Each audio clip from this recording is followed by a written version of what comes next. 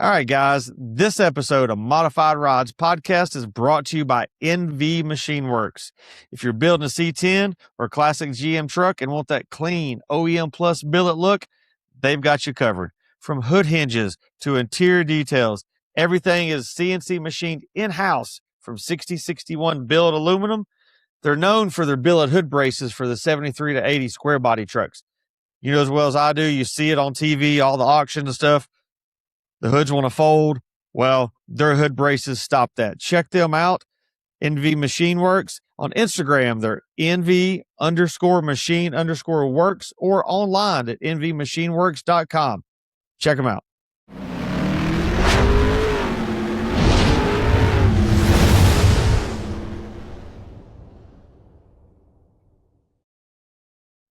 All right, guys, we're back with another Modified Rides podcast. As you can see, if you're watching on YouTube, I'm set up in a different location. Had to make a stop coming back from Columbus Good Guys through the Knoxville area to a shop that, if you're familiar with any of the car stuff this year, you've probably heard of. Not just this year, but in the past. Today, I'm at Riffey's Rod Shop. So I have Kevin and Justin here. What's going on, guys? How are you? I stopped and interrupted their working today. They were in here working and painting, and I think Justin was pretending he was working, but sometimes it's Monday. Kevin was actually painting. So, well, you guys have had a busy year. I guess we'll start with that. It started last year and it has not slowed down. It just keeps getting busier. So was it January then when the Detroit show is? End of February. End of February? Mm-hmm. So you brought home this year's coveted Riddler Award.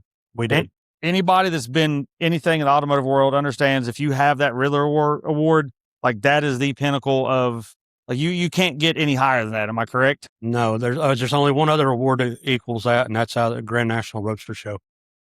And that's off opposite side of the coast. So yeah, but yes, it's the most coveted award. So how did it feel when they first said, your build, your customer's build is the winner? I think we were all in shock more than anything. I mean, I didn't know the owner could move the way he moved when he jumped up when they announced his name. He went 6 foot that way and 8 foot that way, and it was the most excitement he's ever put in. Is this something you expected to do throughout the build? Did you think this one could take it? The only thing we were shooting for a grade 8, and you would have been happy with a grade 8. That's all we were wanting. And I've had 2 grade 8s in the past. Okay, which we'll touch on in a minute. I think that's the reason they wanted me to get involved. Because you already had that reputation behind you. I knew what it took. I knew what they look for.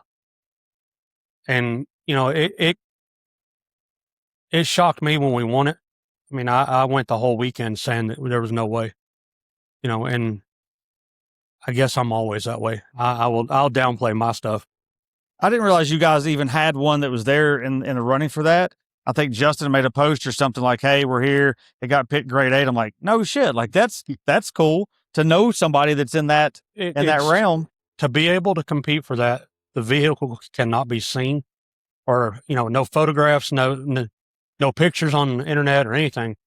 So when they got us involved with it, we covered all the windows and we made sure we knew who was coming in and out of the door. So like all your front windows you couldn't see in. No, you couldn't see in here.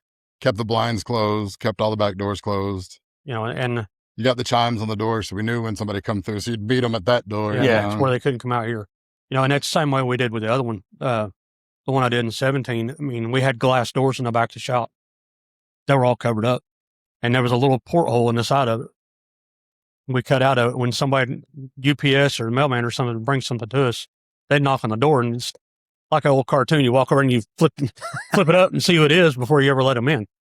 And, it's funny to say that now, but we actually had 2 guys that came from another shop that were working on another Riddler car that we were competing against show up out here just out of the blue one day. Did they know you had one that you were competing with? They knew we were competing with it because there's certain businesses that everybody has to deal with. Yeah. So it'll get out who's going, but it won't get out what they're bringing. And that time when those guys showed up, they had a disagreement with the other shop. And these two guys were from Australia, but they had a disagreement with the other shop. So they left the other shop and come here. Want to know if they could, we needed any more help. Just to be involved with it. And, I don't know these people from Adam. I'm not, we're too deep in this. I can't let somebody that I don't know help with it. And that's the same thing. If anybody came in and looked at it, I made sure to tell them, your phone stays in your pocket. You're one photo away from, that's it. Now, on the subject of the Riddler, what makes the Riddler Award what it is, for those that don't know? That award started, it was two guys that just would modify the car as much as they could modify it. And it's Alexander Brothers. And when it started out, everybody just kept evolving. Yeah. The cars now are not near as radical looking. Really? I guess then they had the crazy wings and stuff. They did. I mean, that's when, what's his name? All the George Bears type stuff. Yeah, that's a name I couldn't come up with. Yeah, when he started building all that, he did all the crazy stuff. Where's a little closer? And when he did it, everybody copied it. Yeah. Well, like the car we took this year, it was named the Elegant Lady. So you don't want all these crazy modifications done to it to make it not look like the car that you it want is. it clean and elegant. Yep. You start on that. When you do that, you start with the idea that you want to go there, and you stick with that same plan. See, I never saw the drawings of the car till after the car was done, because that, as everybody knows, that car started at another shop. Yeah. When the shop owner passed away, we got involved with it. Well, I never saw the drawings. After it was all said and done, I saw the drawings, and that car is 90%. Pretty spot on. Yeah, I mean, it was a month after we came back from Detroit before we saw the drawings. Showed us the renderings of it.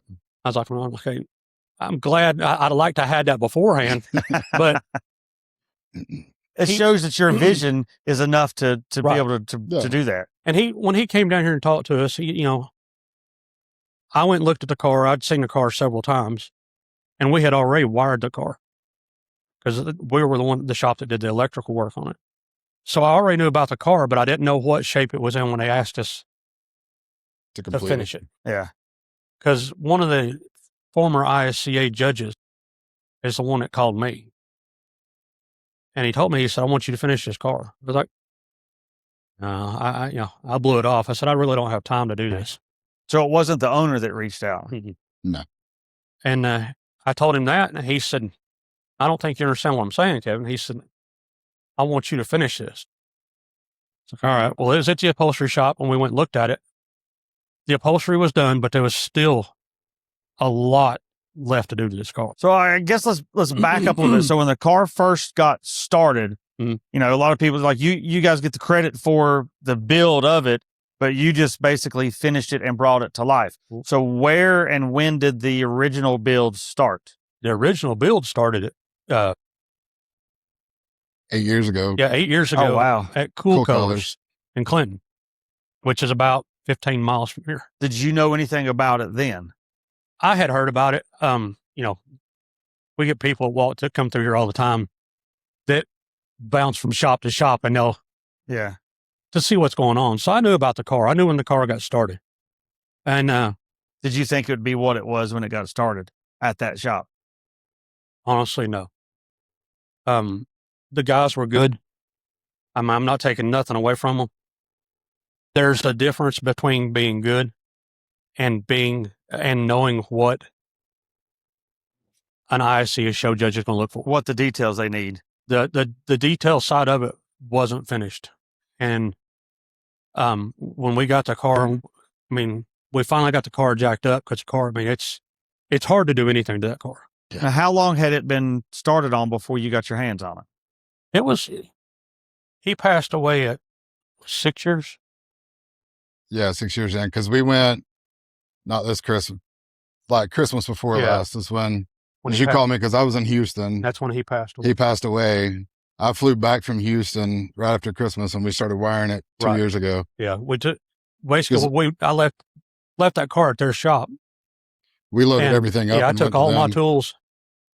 I emptied one of my roll around carts and I put everything that I thought we was going to need in my toolbox and roll around cart and loaded it in my trailer and a bunch of other stuff. And we went to their shop and did all the wiring and stuff on their shop. So We're basically, just trying to help out because the owner of the shop had I was passed. helping him out because I knew him. Yeah. I've known him for 30 years. For being in the local area, anybody that's, regardless of what town or city you're in, you know all the same builders. Exactly. Tight knit community. And a lot of people, no matter what type of work it is, but everybody's like, oh, it's competition. It's like it is, but you still all work together. Yeah. There's enough of these custom cars being built to satisfy everybody. For sure. I mean, you looked around the shop here today and you see how crowded it is in here today. It's been like this, and I don't see it changing in the foreseeable future. You know, I told him the other day, it'd be nice if I had double the space. Just double the work. You have double the space, you got double the work and double the cars that are going to sit here. Double the problems, double the stare at you. output. Yeah. Yep. Mm-hmm. And then when you start getting that many in one spot, then your quality starts falling off. You know, Because your focus is spread. Yep. And, you know, I've done this for a long time, and we've always been known for the details that we put in. Absolutely. You know, in the past, as Larry put it, which was the previous owner, pound for pound, we've had more top 25s at Shades of Past and, you know, Louisville and Good Guys than about any other shop out there. So you go to the other shop, you do the wiring. Mhm. How did that transpire to you actually bringing it here? Well, they wanted me to take it then. And again, I told them, I said, it's not fair to my customers to run somebody else in front of them. You know, Because regardless. those customers have all waited the required time. Yeah. Exactly. And it just wouldn't have looked right either. No, you know, Jeff passing away, and then all of a sudden we end up with a car. Yeah, like, you know, we're not trying to. I go to his funeral, and it's going to sound bad.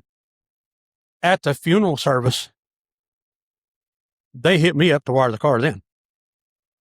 And I told them then, I said, I'll go look at it. I said, I'm not promising nothing. There'd been 2 or 3 other shops from town that had looked at it. And you knew at the time they were building for the Riddler. Because at that time they were trying to get it done to go last year. The last year. Yeah. They were trying to get it But done. you knew when you first saw it, Oh, that, yeah. okay, this is what this is. Yeah. Yeah. I mean, you could tell, and I knew beforehand what they want to do, but the modifications that were done to the car, it's not something you're going to see out here on a car that you're going to cruise up and down the highway. No.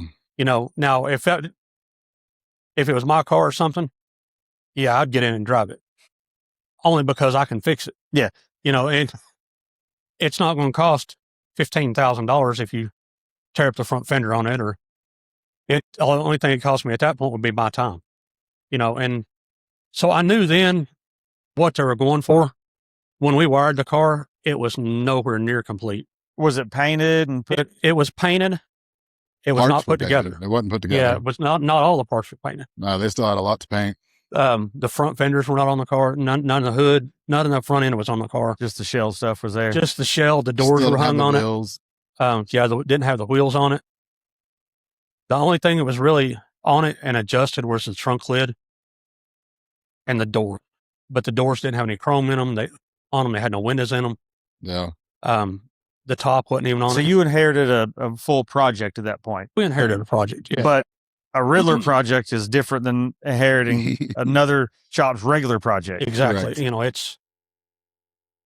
probably spent 2 weeks just buffing and polishing the week and a half before we left. You know, these cars are inherent problems. I mean, it just one after the other. I mean, when they brought me the car would start and run. The week before we left to go to Detroit, The Friday before we left to go to Detroit. it wouldn't run. And it has to run. Yep. You have to, up there, it has to be the very first show it goes to. They have to physically see it. Start, back up, pull forward, turn left and right, and stop under its own power. So the Friday before we're supposed to leave, we're in here working on this thing. No, we'd start. We couldn't get it to do nothing. Or when it did hit, it would smoke you out of here. It would fill the shop up with black smoke within about 30 seconds. And when I say fill it full, you couldn't see the fan, the exhaust fans that I put in there a foot from your face when I turned them on. I mean, the wall's still stained with black soot from it. And what it ended up being, somehow the tune got messed up in the computer. But it also had methanol in the gas that was in it, which it is what it is. I mean, those computer systems don't run well with methanol. Yeah. Unless it's set up for it. It was never set up for it. So the only thing it was doing when we finally got it to hit, it sounded like it'd run on 4 cylinders, and it was pouring gas out of the exhaust pipes. Literally, there was gas running out of the exhaust pipe. So we sat there and worked on it for about 3 hours. And he looked at me and he said, "What are we going to do?" I walked over and I shut the door. I said, "We're going home." Sometimes you need that reset to. And we did. We had worked so many weeks straight. We would take Sunday off. Yep. Sunday was about the only days we'd have off. Me and him would get here bright and early in the morning. We'd work till dark. How long was that in the shop doing that? From December to the end of February was every day. And now, did you work on it that kind of time frame while it was here for the normal part of the build? Like, was it that kind of hours, or just the final crunch time was? No, as soon as we got it, it was like the whole time. The whole time. So when you were doing the wiring and stuff there, when did you make the decision, or you and the other shop make the decision, okay, we need to move this? I didn't. I left it there, and I walked away from it. And then it was... They missed that year. They missed that year because they couldn't get it done. Why'd you walk away from it? I saw too many issues. For that time span. For the time span that we had.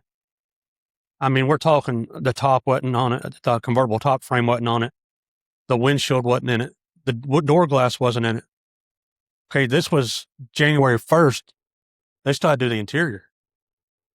The show's at the end of February. Had they already pre-fit all this stuff to this point? No. Which is usually what you do, right? You pre-fit it, blow it back apart, paint it, and all that stuff. Now, I take it back. They did have the body panels and stuff fit, and they did look good. But when you start putting the glass and stuff in the doors, things change. Yeah. The way the doors. It starts weighting them down. And even after it come back from the upholstery shop, I had the door panels off of it in here because the doors didn't line up right. So I'm having to take this $high interior that he just had put in. I've got to take it all back out, and I don't know how it comes apart. Now, who did the interior on it? Steve Holcomb at Pro Auto Interior. So even the interior stuff is local. Yeah. Now, how do you tell a shop when you're taking them to do the interior, this is what this is, you can't let anybody see it? He knows. Yeah, he's been there. He's done it. He's what do you say? 16. But how do you pick 15 or 16 how do you pick cars. that shop to know that this guy's the right one for build that caliber? Well, Steve's had that was Steve's 15th or 16th grade 8 car that he's done. And I called him when I was up at Detroit. He said, "Do you realize?" He said, "I've had 15 of these cars, or 16." And he said, "This is the first time I've won." And everybody, not to downplay that car, everybody that looked at that car said the same thing I did. It's a grade 8 car the way it was. Will it win? It depends. There's multiple factors that go into that. Okay, how many cars are coming to start with? Is it, I've heard rumors in the past of 40 cars coming to try to compete. Is it 40 cars or is it 16 cars? Or is it 8 cars that are coming to compete? You look at that, and then the next thing you look at is, okay, what builders are bringing the cars? Yeah.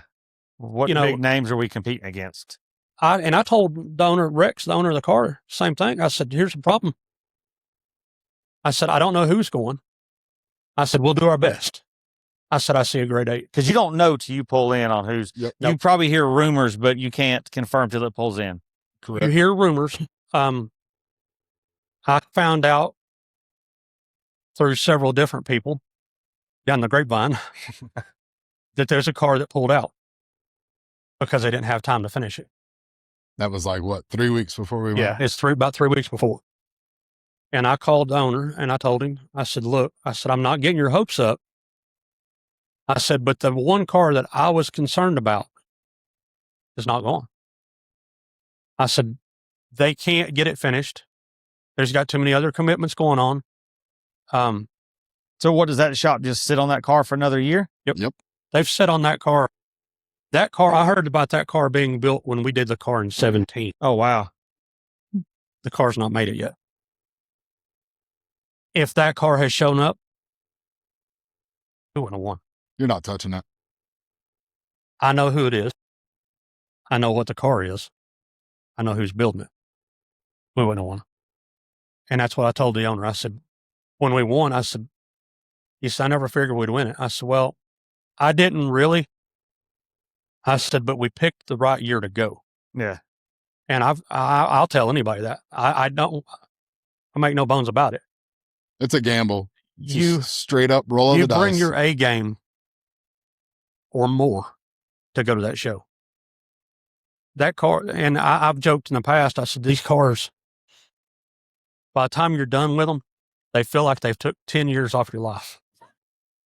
Some of them probably take 10 years to build. So exactly. But the stress that you go through, the deadlines that you have. So you didn't have gray 2 years ago is what you're trying to say.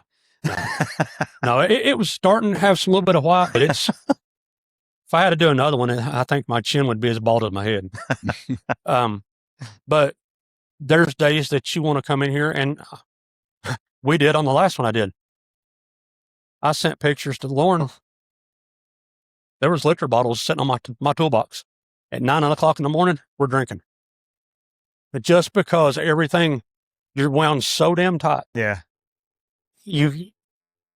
One little thing sets you back a week. That one drop bolt that you're like, it's just a drop bolt, but at the end of the day, it's not. No. It's not. You know, even like this car here, when we took it, I think I got the hood latch back from the plater. Oh yeah, we about sent 2 stuff. weeks before. Well, and we sent stuff to the plater, and that's when the snowstorm hit. Yeah, the ice storm hit in Nashville, and it pushed them back. Yeah. And then I'm sitting here, it's like, well, yeah, because we got it home because I was in Scottsdale that weekend, Yep. and the wife's like, "Hey, it's 4 inches of ice at home." Yep. Yeah, just stay there. Yeah, Just stay. I'll be hitting 75 in Scottsdale. I'll just stay here. You know, and that was we were behind, and I called him. He said, "You going to try to go in?" I said, "No." I said, "As much as we need to get that car done, I'm not going to risk me wrecking my vehicle, tearing my car up, or him wrecking his, and him getting hurt. Or, Yeah. You know, if one of us gets hurt, that makes it that much worse." At the end of the day, your livelihood is worth more than getting it to an event for a trophy. Right. You know, and I'm thankful for everything that we got, what we have won with that car. You've seen the car, and the car's, you know, the car will be out more. That's a car that the more you sit there and look at it, Absolutely. the more you notice that's changed. The more you notice that everything's slick. The more you notice that, hey, these guys are not, they're not playing. These guys were serious about what they're wanting to do. I think every time I see a picture or video or see it in person, Justin's polishing something on it. Regardless of what time of day it is, he's still over there polishing something. Oh yeah. Well, and you know, it's bad too. All the pictures you see of this car on social media or in the magazines or anything, the color's kind of washed out. Yeah, because they're all a more muted, kind of just clean color, not anything flashy. When I went in 17, when you go to Detroit, you have the option to buy can lights or rent can lights for the weekend. Well, when we went in 17, they're normal light bulbs. Yeah. So the yellow light that those light bulbs put out bring the color out.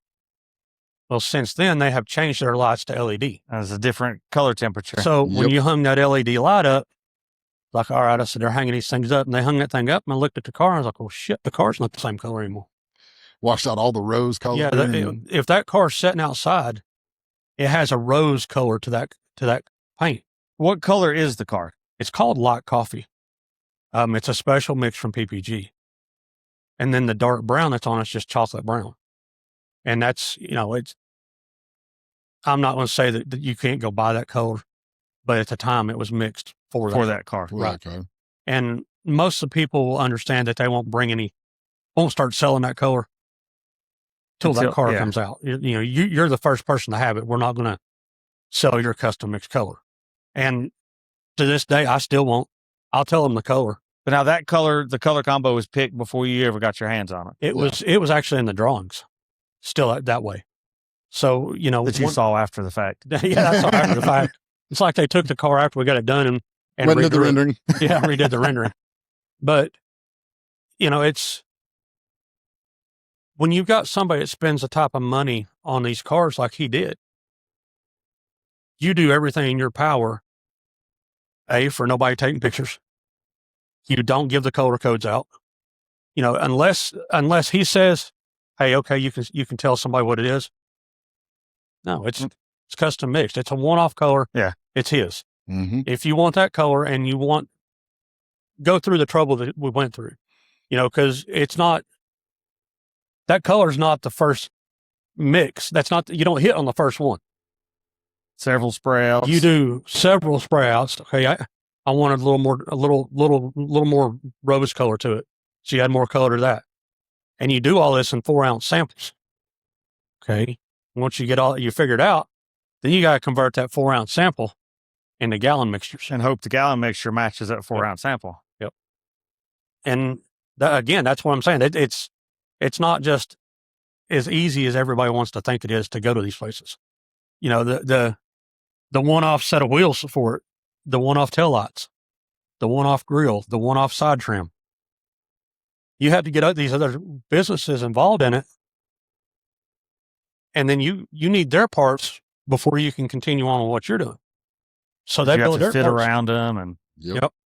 The grill and everything, the grill and the side trim were made by Aluminacraft.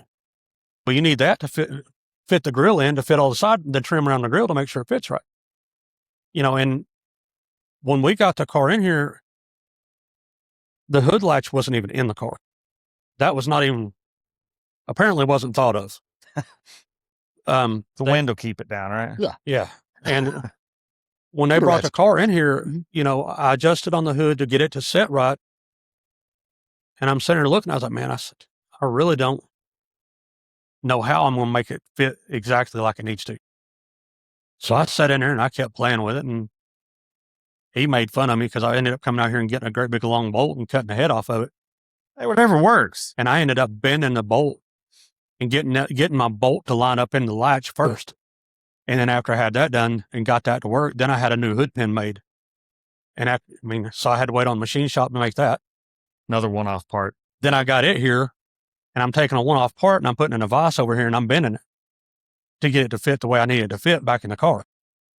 And by the grace of God, once it was all said and done and plated, that has probably the easiest hood to shut that I've ever shut. One finger, click. I mean, there's no pressure against it; it just falls right in place.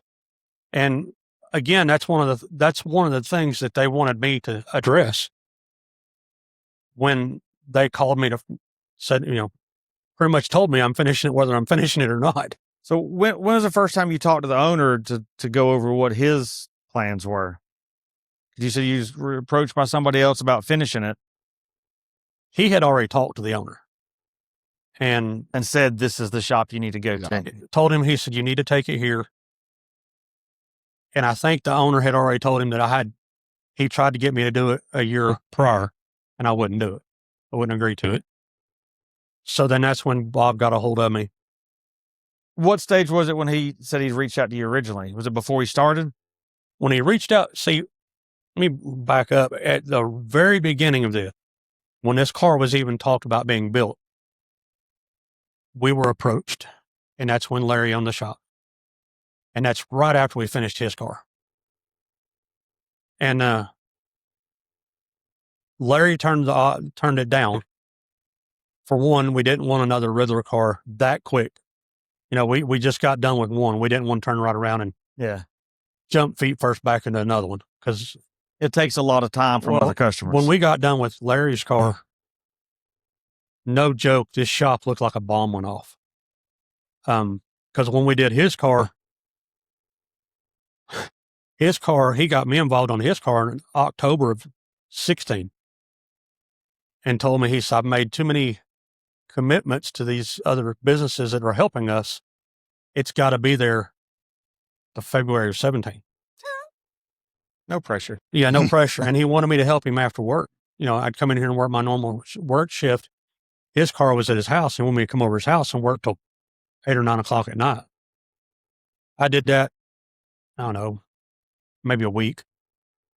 I looked at him, I said, this ain't going to cut it. I said, I'm sitting here looking at how much work's left. And I'm looking at the calendar, and I'm looking back at the car and looking back at the calendar. I was like, there's no way that 3 of us can do this.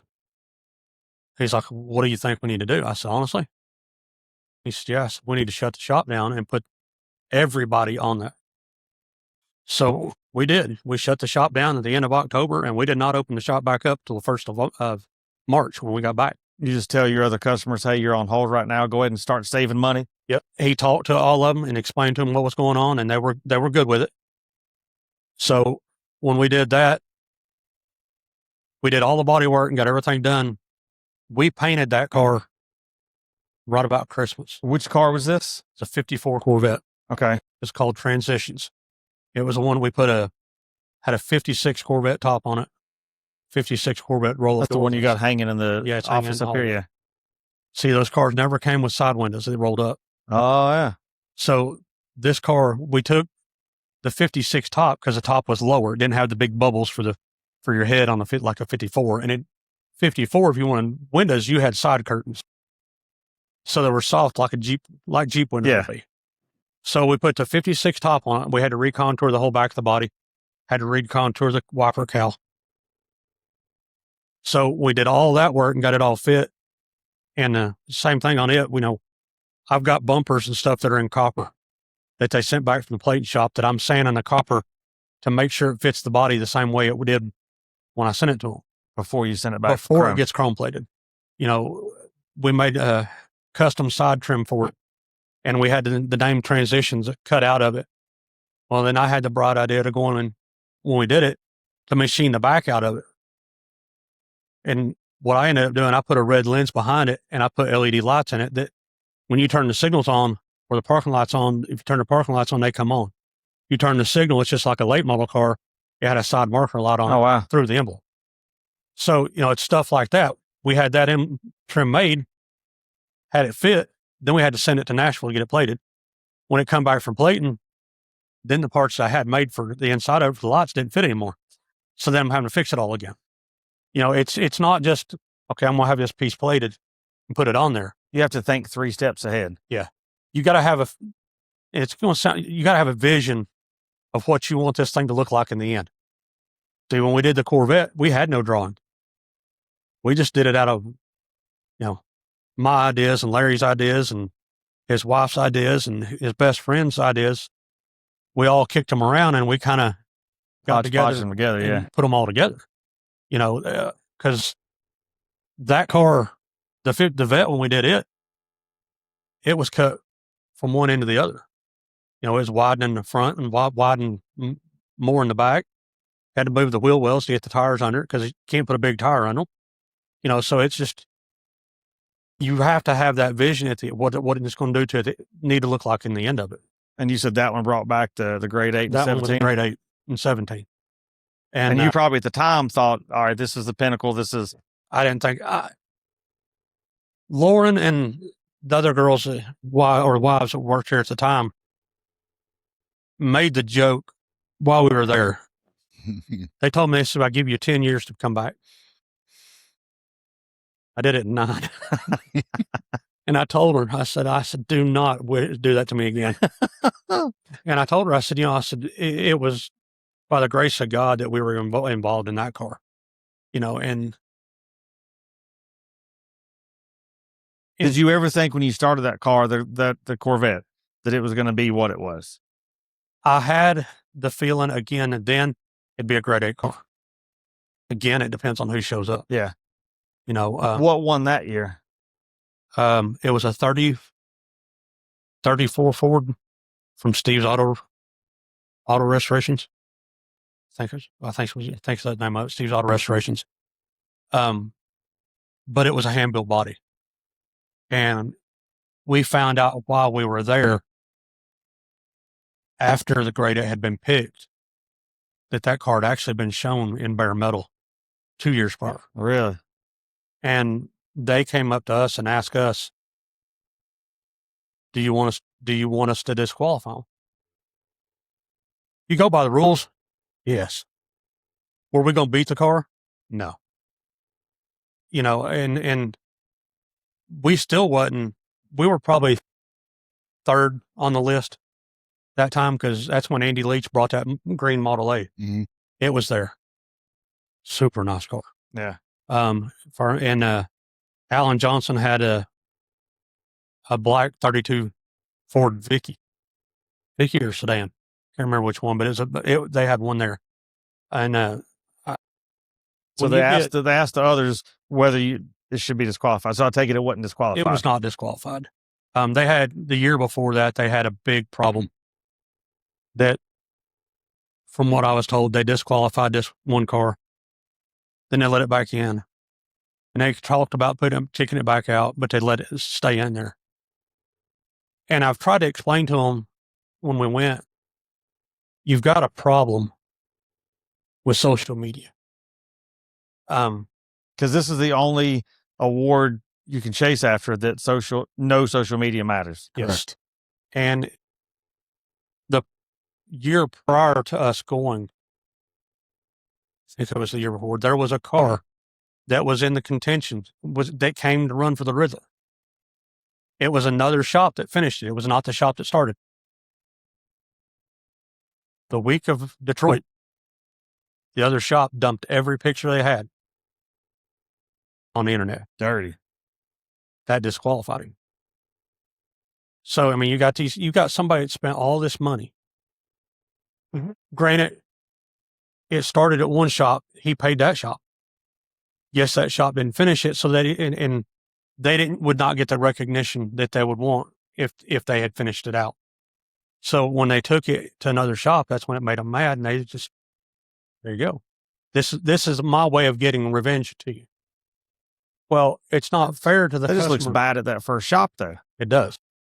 And it's not fair to the owner of the car that spends all this money to do that and get disqualified because somebody has hard feelings. Yeah. These cars are hard to build. There'll be days that you get along great with the owner. The next day, you could be at each other's throat. You've done something that he don't like, or you done something this way and he wanted it this way. It all works out in the end. But you got to build a rapport with that customer. Like, just trust me. Yeah. We'll get there. But I liked your idea, but let's twist your idea and do it this way.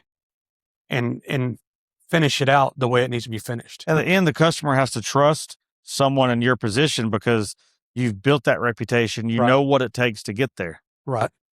And then we were lucky too. I have people that I can call on to come by and have a fresh set of eyes to look at it. I'm still that are of that same caliber. Yep. I'm still it's funny, me and Larry are closer now than we were when we worked together. I can pick up the telephone if I got a question, call him, or if I want him to come by to look at something, he'll be here usually within about an hour. And when we got the 57 in here and got it jacked up, the 56 in here and jacked up, within 10 minutes, I had 5 pages of stuff that I saw wrong or that needed to be addressed. And that wasn't even looking on the outside. That wasn't looking on the inside. You're talking about when you first got it. When I first got it. So, when we brought it here, we were only supposed to do a couple of things to it. Yeah, he only had us a list of 4 or 5 things that he wanted us to do. That he wanted knocked out. To back up where we were before we go on that, you said that owner of the 56 had reached out after you'd done the Corvette. Yes. So why did you say no, you didn't want to do it then? Because you were fresh off the Corvette? We were fresh off the Corvette, but there was some things that he wanted done to that car. Pretty drastic. They were drastic that in the end would not have worked. You knew that's not what they would want. To start with, they wanted to weld the body to the frame? Well, for one, these cars never go back together the same way they come apart. So if you took that car and you had that car fit perfect and welded it to the frame, then you figured out a way to paint it, because then all of a sudden you got a frame attached to the body, so it's that much heavier, that much more awkward to paint. Well, when you go back to put it back together, if the doors don't line up, you have no way of shimming stuff. You have to be able to shim the body. I mean, like that car out there, that 56, you could take and move the windshield post by changing the shims underneath the body. Yeah. Because the body will flex on it. And if you weld all that together and something flexes in the body work, or when you're doing all that, or there is it's no up on adjustment. a road, there's no changing that, no coming back. And when he started talking about that, I didn't want You knew it wasn't for you. No. And then he left it at the other shop, and like I said, they did a great job on it. And matter of fact, one of the boys that started on the car at the other shop actually worked for me. You know, he quit out there with his wife. They went out west. His wife was a travel nurse. They went and did that for 2 or 3 years. And he come back and he said, I'm done with it. He said, I don't want to travel anymore. I want to stay home with my family. Well, just so happens I had hired him. And then we get that car here. And it wasn't until after the car was gone that he pulls his phone out and starts showing us all the pictures of when they got the car and started on the car. Yeah, there's pictures of him pushing it off the trailer the day that it got pushed in. You couldn't have showed me these before? But I mean, I'd like to have seen them beforehand, but it wasn't anything relevant to what the car was at the end. But you got to see what the car started out as, and what the car started out as and what the car ended up like. Night and day. It's a miracle. So you told him no because of what he wanted, did the other shop, and then after the owner passed, so you worked on it, then you said you walked away. Right. After you walked away, what made you say, okay, this has to come back to my shop now? Honestly, that's when Bob called me, and he really didn't give me a choice. There's no telling Bob. You gotta love friends like that. Yeah. Honestly, it means a lot when you have somebody like that think of you that way. Yeah. To put enough faith in you that you have to finish this car. Because there's a lot of high-end builders in the country that he could have probably picked and choose anybody he wanted. Right. And, you know,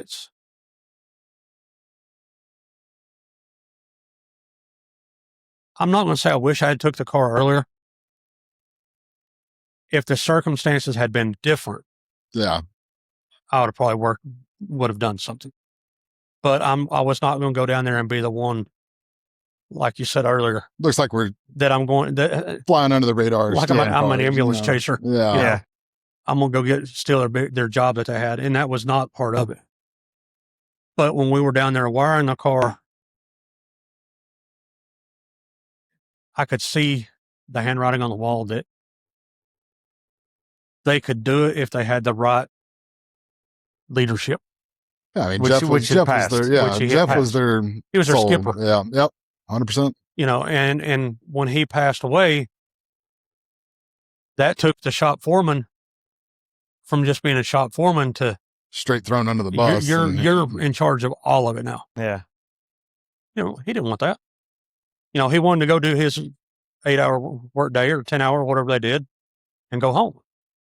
You know, he didn't want that responsibility. He didn't want the responsibility and the headache and the nerves that go along with finishing that, following you home at night, every night. Yeah. You know, and it starts weighing on you then, because at that point, when you've worked on it so much like that, you don't see your family. Now, when did you bring it here? It was 1st of December. Yeah, 1st of December. December of last year, of 25. So you really didn't have a lot of time. We didn't have a lot of time. There was a lot of work to do to the car in that little bit of time. If you would have had the time to sit back and do it on your time frame, 2 months, what would you have made that 2 months worth of work be? Oh, if it was a normal, it'd have probably been 6 months worth of stuff done to it. You know, it was every bit of it. Yeah, every bit of it. Because, you know, there was one day that we laid underneath the car and counted the bolts that were in the car, because we had to change everything. Nothing matched. So you're laying underneath that, and you're going through here. You're having to figure out what size this is. Mhm. You know, everything anymore is metric. A lot of stuff on that car standard.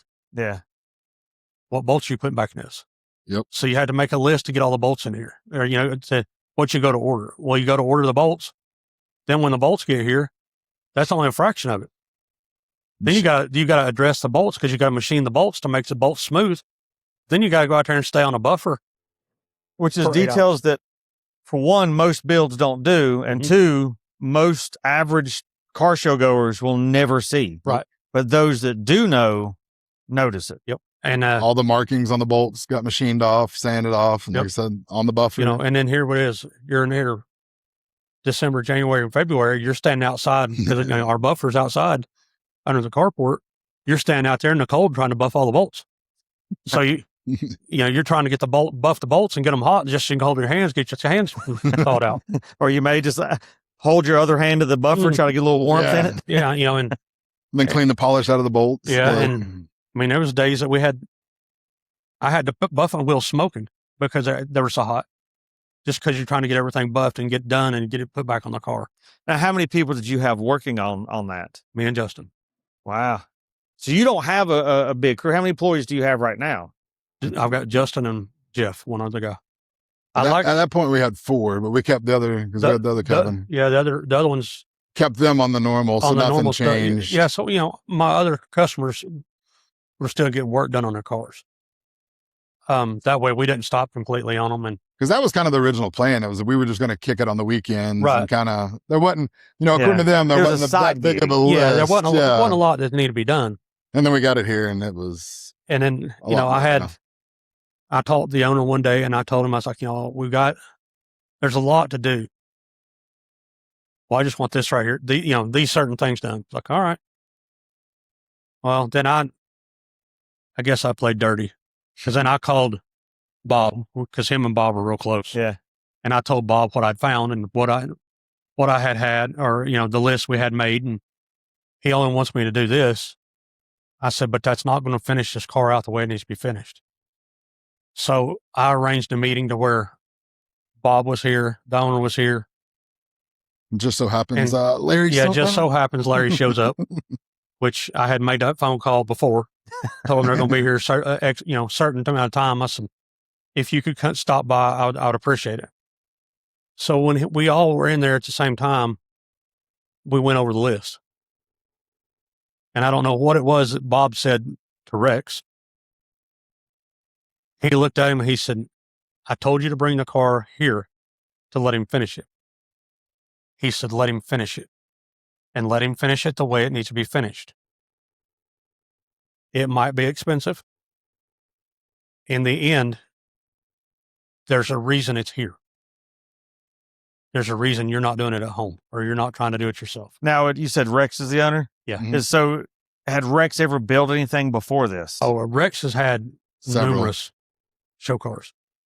So he understands how the process works. He's done ISCA shows. So they were semi this caliber before. They were never to that full Riddler side. But they were still that amount of work. Yeah. He had been to ISCA shows and he knew what was going on. But from a normal ISCA show car to a Riddler show car, it's from here to here. Yeah. I mean, there's a mile distance. You show a normal ISCA show car, they'll find something on it. They'll gig you on it, and it'll be on your judge sheet. Well, the next time you show it, you fix that, so that's no longer an issue. So they'll judge it again, and they'll find something smaller, and again, you take it back home, and whatever shop works on it at that point, you'll take it to them, and they'll fix that dirt nib that never got buffed out. And they get, they dock points off of me for that. But when it comes to the shows like this one, all that's got to be done beforehand. Now, as a shop owner and builder, does it make a difference in your day-to-day life having that Riddler Award under your belt? I'm still the same person. We are busier than we have been. And I hope it stays that way. When you win the Riddler Award, that puts you in a different tier, and I was told a couple months back, that was a major rung on the ladder that you just accomplished. For sure. There's, what was it, 70 or 80 people have only won that since it started. Yep. So that's Has anybody ever done it multiple times? multiple times. Foose has won it multiple times. Yeah. Because in 2000. And that right there should tell the listeners that that's the caliber of people's winning this. I mean, Chip Foose was a different level for decades. Well, see, Chip Foose beat us in 2003 on that build that we did. We made a grade 8 with that one. And, at the time I was 23 years old. And so I get to Detroit. I'm starstruck, Yeah. right there's Chip Foose, so we're standing there. We get all of our stuff set up. He comes up to me and needs to borrow some tools because they didn't bring them. It's like, fine. We're all there at that point. I mean, can you autograph that tool before you bring it back? When I left there, I had his personal cell phone number.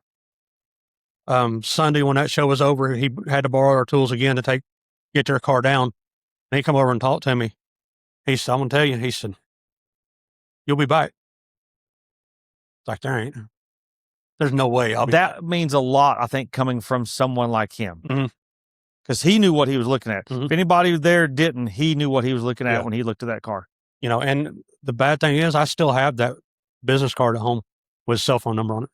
Whether it's right or not, I don't know. But I'm not, I mean, this card looks like it's been through 3 wars, but it's still there. And I was like, it's sad. It's just like him autographing it, and he told me, because at that time I wanted the color code off the car that or wanted to know how he mixed the color. And it was the Stallion 3440 he beat us with. And the truck that we took was copper. Well, the Stallion was copper, but it had more of a red hue to it. And we got talking about it. He said, just call me. He said, I'll tell you how to mix it. Well, if anybody that knows me knows I can't keep a project of my own more than about 3 months. Justin's shaking his head like he agrees on that. I agree to that one. That project never come to fruition. I ended up selling it. So how does it feel to be a guy with a small shop in, Eastern Tennessee, having someone like Chip Foose recognize you for what you do? Oh, you're on cloud 9 at that point. I mean, I've been a car nut since I was a kid. Yeah. My dad was a car nut. So, I get it, honestly. And then to get that type of recognition from somebody of that stature, I said, you're on cloud 9. Yeah. And I've told everybody, I've stayed humble. I mean, we won that award. It was not just us. I mean, it was a bunch of people. We don't go around saying, hey, we did all of it. Because we didn't. I'm not. Well, I remember when I first seen that, you had won the award. You're like, it was immediately like, okay, well, this person and this person, like it wasn't like, oh yeah, we built this. Yeah. From the first post, it was obvious that you wrapped up a project that had been started. Right. And, even on the signs that go with that car, it says on there who started the car and that we finished the car. That's all we did. We finished the car. We took it from where they had it and took it to the next level of where it needed to be. And even Steve Holcomb asked me, he said, I don't know what you all did from that car leaving my shop to get up there to win. He said, I saw a grade 8. He said, I was like everybody else. He said, I saw the same thing. He said, it's a super nice car. It'll be a grade 8 car. And everybody that came in up there and at his shop and looked at it, told him, he said, yeah, I see a grade 8 car, but it needs to be finished right. Mm-hmm. And just like the grill had been chrome plated, but then they did some touch up on it and they didn't cover anything up. I sat in there, a day and a half? Yeah, cleaning the honeycomb grill out. With a cup of lacquer thinner and Q-tips, cleaning each one of the holes out in it, because you'd have to put lacquer thinner in it. You couldn't get overzealous with a lacquer thinner. Yeah. Because you don't want it going everywhere. So you had to put lacquer thinner in it, let it soften it up, come back in with another one. And after you did all that, then you got to polish it. You know, it's little stuff like that most people would have looked over. The other shop wouldn't have took the time to clean us out like that. You seem to have that attention to detail to make that happen. That's probably why I wear glasses now. Yeah, you know, looking at the little stuff the whole time. It was bad enough. I could do it for about 30 minutes and I'd have to stop because you would look at it so close, you'd start going cross-eyed. Yeah. You know, and there was times in here I'd have my prescription glasses on and they'd make fun of me because then I got magnified safety glasses. They'd be in front of them. Rocking 2 pair of glasses. Looking like a dentist or a jeweler there. Yeah, where I could to see what I needed to see and to make sure I didn't cause more problems than what we had. You know, and just like finishing that car out, nothing had been checked on it. I mean, they had the car running at one point with no power steering fluid in it. Well, we go to start messing with that. Power steering lines are go backwards. Yep. Kinked up. Yeah, and kinked. So then you're in here. Well, all right, well, we got to make another set of lines. It's like, all right, no problem. We made the lines. I got all that part fixed. Then I started putting water in it. Starts pouring out the radiator. Yeah, I get about. It's not supposed to do that? The radiator about half full, and he's underneath the car here. He said, it's raining under here. And I look, and there's this great big puddle underneath the car. And we get to looking, and up behind the pans that they had all made, there's a hole in the side of the radiator that was a pipe plug that they never put a pipe plug in. I don't know how the other Kevin that worked here at the time got his hand up in there. He had them small girly hands. But he was able to take a pipe plug and put between his 2 fingers and reach up in there and get it started. Yeah. And then I had to call the Snap-on dealer and had him bring me another different ratchet. The longest, skinniest ratchet you could find. Yep. So we could just to get that in so there. we could get up in there, and you're only talking. It was like one click. Click. I mean, at a time just to get that thing tightened up. But again, the car has to run. Mm-hmm. So, you know, I'll start a car, a fresh build with water to make sure I don't have any problems. Yeah. Well, just like that leak, if I'd have put antifreeze in it and then tried to get it to seal, you can get something to seal quicker if it just had water than you can't get it to seal when it has the glycol. Because the stuff that's in the antifreeze, yeah. You know, it just won't let it seal. So, you know, we did that, and it felt that week, it seemed like everything. You take one step forward, it would just kick 3 compound back. and it kept getting longer and kept getting longer and kept getting longer. And we ended up, we printed 2 of the lists. I had one taped on the windshield and one taped on the wall. Where if it wasn't just me and Justin, if somebody was able to come in and help us on the weekend, which that only happened 2 days, and that was only part of a day, that one. Somebody can go in there and look at the list like, all right, you know, here's where I don't know how to do this, but I can do this. Yeah. So I'll go ahead and get this done. We'll mark this part of it off the list. So we just kept working down the list. And then a lot of times we ended up having to work on stuff together because, you know, we had to fix some screws and stuff in the door trim and the window trim. And it just that took us 2 days to get the window trim fixed right. You can't push on it too hard. Don't want to crack the chrome. Can't scratch the chrome. Yeah, and see, that's the other thing. All that stainless was chrome plated. Yeah. So if it fit in stainless, that's one thing. With that little bit of thickness of the chrome. Well, the thing about plating stainless still has copper.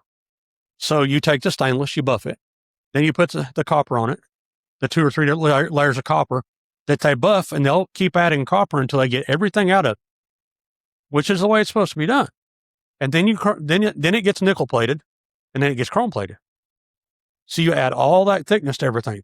Well, if you have 2 pieces, which at the end of the world is not a lot of thickness, but when it comes to making stuff fit, it's a lot of thickness. These gaps are so tight on these cars.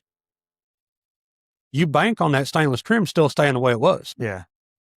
The windshield trim we had to fit with. I mean, they welded up or had somebody weld up where the wipers come through the stainless trim because that car has no wipers. So by the time all that was straightened out, that trim at one point looked like it's a quarter of an inch thick. And it went back to be fixed 3 or 4 times.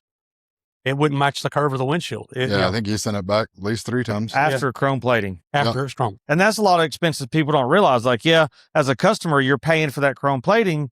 Yep. But then you're paying for it again and again. Like, shit happens. Mm-hmm. Right.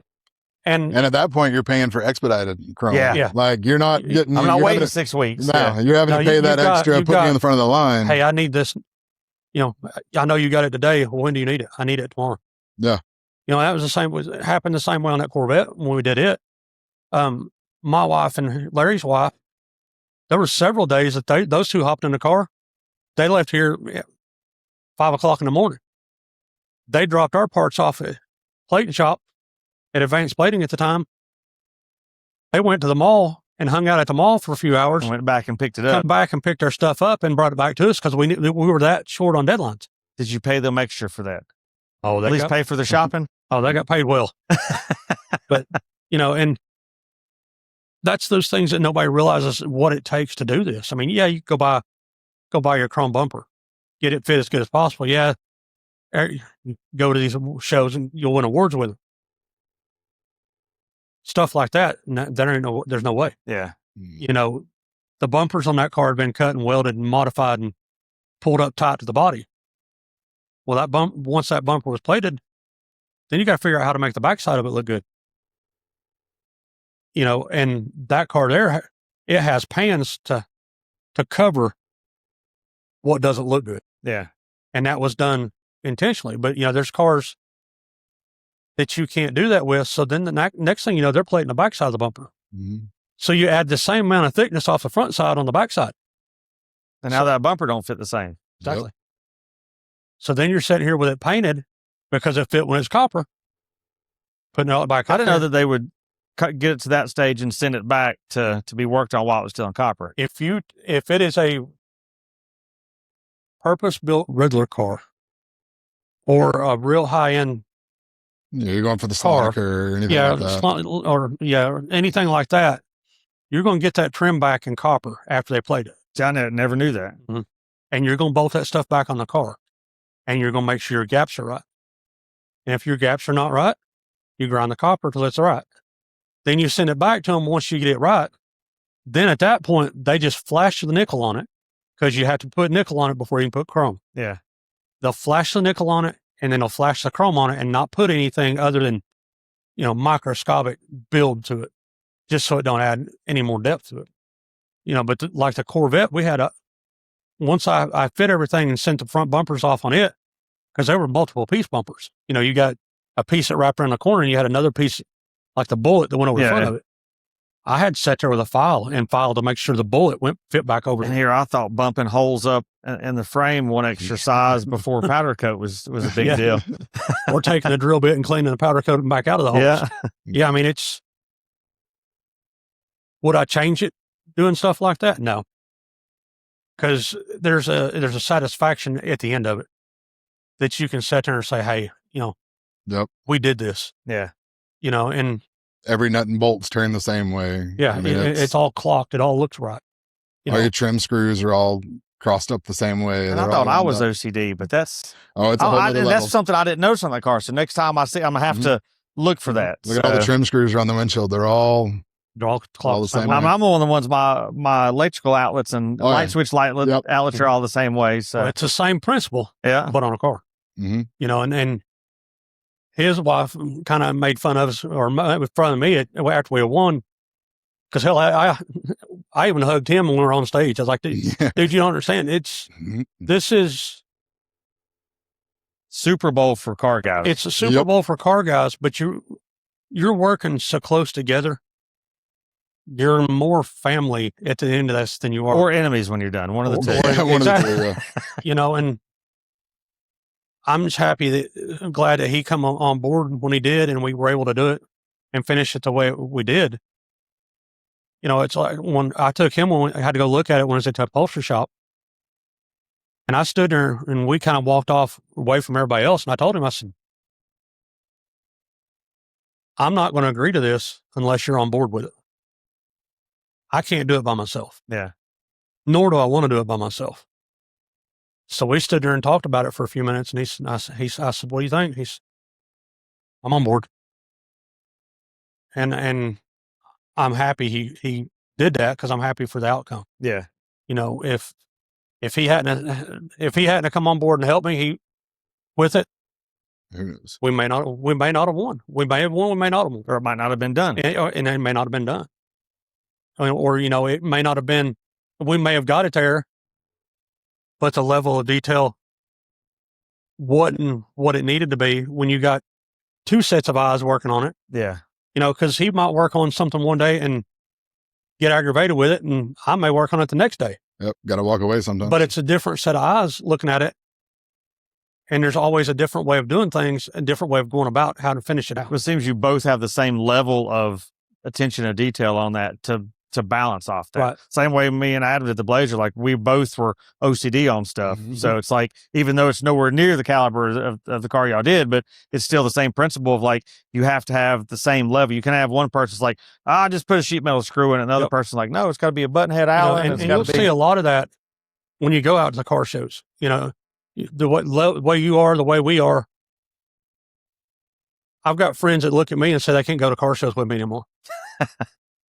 And when you ask them why, they're sit there and look at you. It's like, because when you'll sit there, they'll look at a car and they'll think it's the greatest thing they've seen.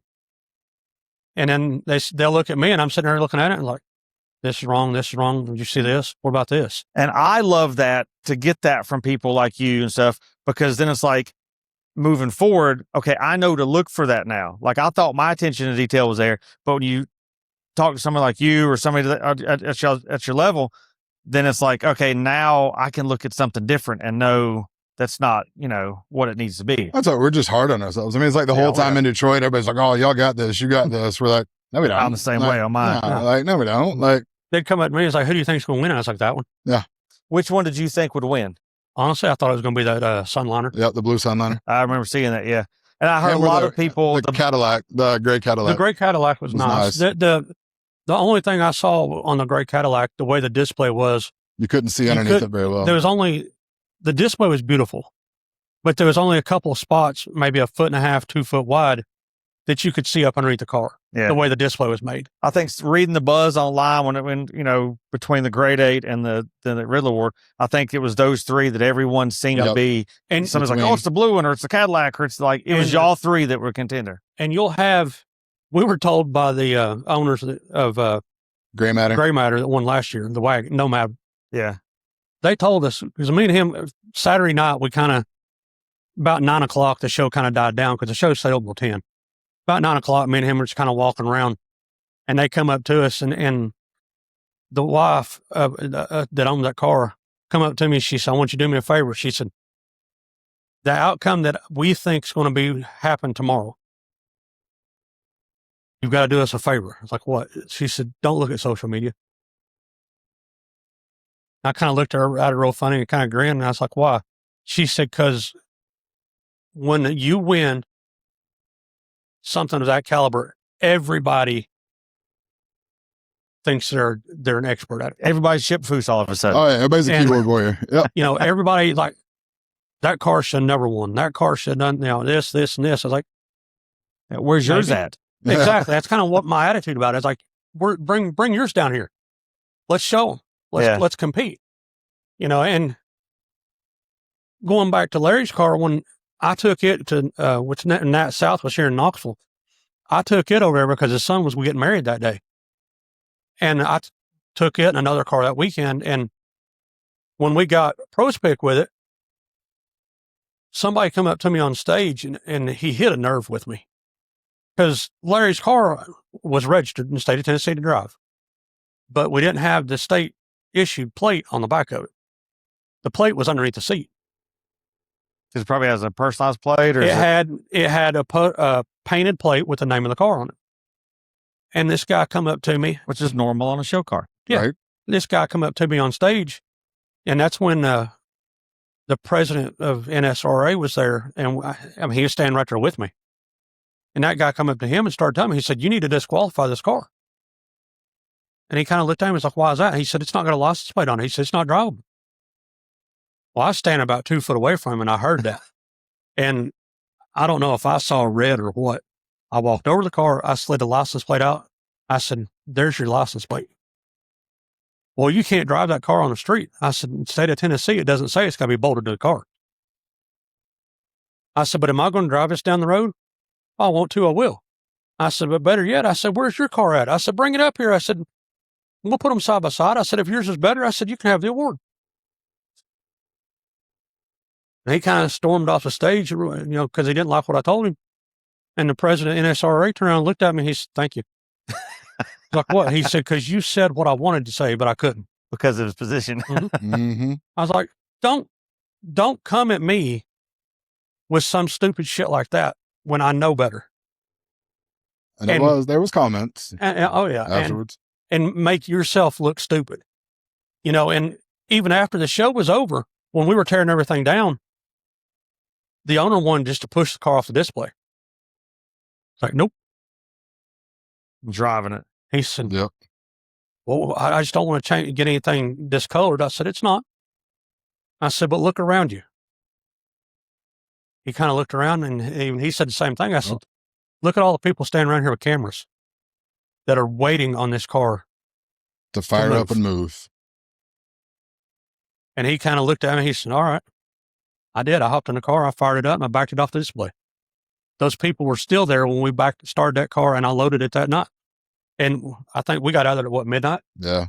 They were still standing there videoing that car. Waiting for us to move it again to put it in the trailer. Because you don't expect a car of that caliber to run and drive and move. Yeah. And when they do the test to make sure the car runs and drives, it's before the show opens. Nobody sees his car move. Yeah. So at that point, there's no video, nobody in their videoing or nothing. I mean, when we got into the building in Detroit to start setting up, our load-in time was 7:30 in the morning. I get a phone call we were supposed to load in at noon, and he calls at like 7:45, 7:30 that morning. It's like, I'm already in the building. They're setting Where you guys at? We're so still dead. Wasn't it snowing or something when y'all were up there? Oh, yeah, it snowed while you were up there, yeah. If it doesn't snow at Detroit for the Riddler, there's a problem. I mean, it snowed every year I've went. It was cold. And they don't, when they load in that day, they don't turn the heat on. Because the doors are open. And where they put us at the show is at the very front of the building, so you're first in, but you're also last out. But what the good part about that is when you're sitting there that far up and the doors are open, the garage doors are open in the very back, it takes a while for the whole building to get cool. Yeah. About 7:00 that night? Yeah, it was cold. It's cold. We're looking for jackets. We're looking for sweatshirts. We're looking for whatever you can have. Because, we were in there until midnight that night, setting up, and then you went back in the next morning. Yeah. Did it all again. Now, I know, you discussed it, usually these things take 8, 10, sometimes more years to build something this caliber. Not specifically what this car cost. Right. But for people that don't know, on a standard Riddler level car, what is like the ballpark range of what a customer in today's world spends to achieve that? Which I know, but the listeners that don't know are going to be like, what?